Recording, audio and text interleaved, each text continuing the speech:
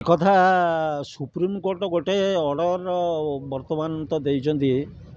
ଯେଉଁ ପୁଅ ବାପ ମାଆଙ୍କୁ ନ ପଚାରିବ, ସେବା ଯତ୍ନ ନ କରିବ, ତାଙ୍କୁ ବାପ ମା ଚାହିଁଲେ ସମ୍ପତ୍ତିରୁ ବଞ୍ଚିତ କରିପାରିବେ। ଏଇଟା ହେଉଛି ଜଣେ ଉଚିତ କଥା।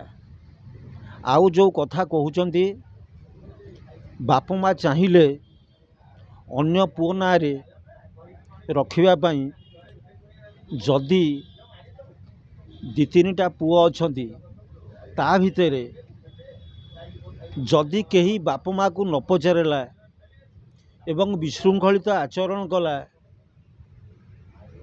ଏବଂ ଘରେ ଗଣ୍ଡଗୋଳ କଲା, ତେଣୁ ବାପ ମା ଚାହିଁଲେ ତାଙ୍କୁ ବଞ୍ଚିତ କରିପାରିବେ।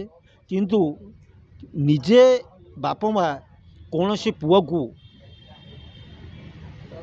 ପାତର ଅନ୍ତର କରି କାହାକୁ ଭଲ ପାଇ ଏସବୁ ଦେଇପାରିବେ ନାହିଁ।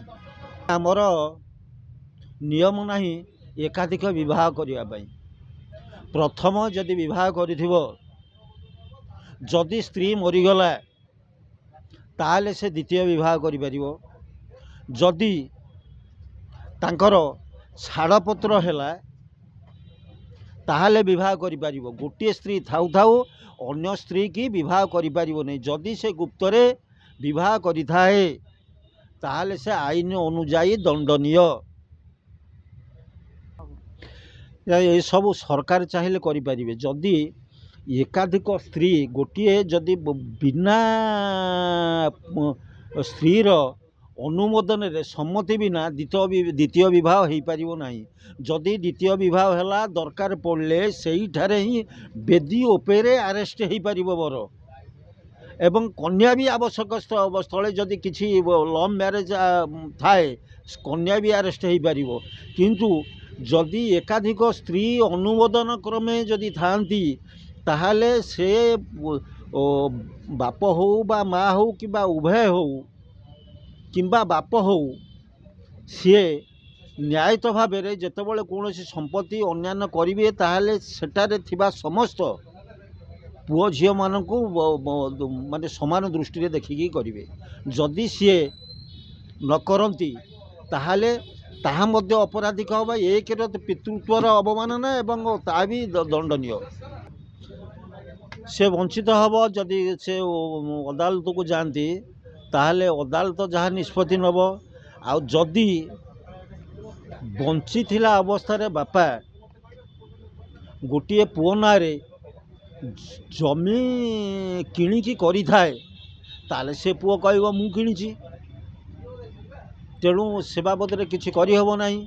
ଯାହା କରିବ, ଗାଁ ଯଦି କିଛି ଚାହିଁବ ଆପୋଷ ବୁଝାମଣା, ଆପୋଷ ସମାଧାନ ଭିତରେ କରିପାରିବ।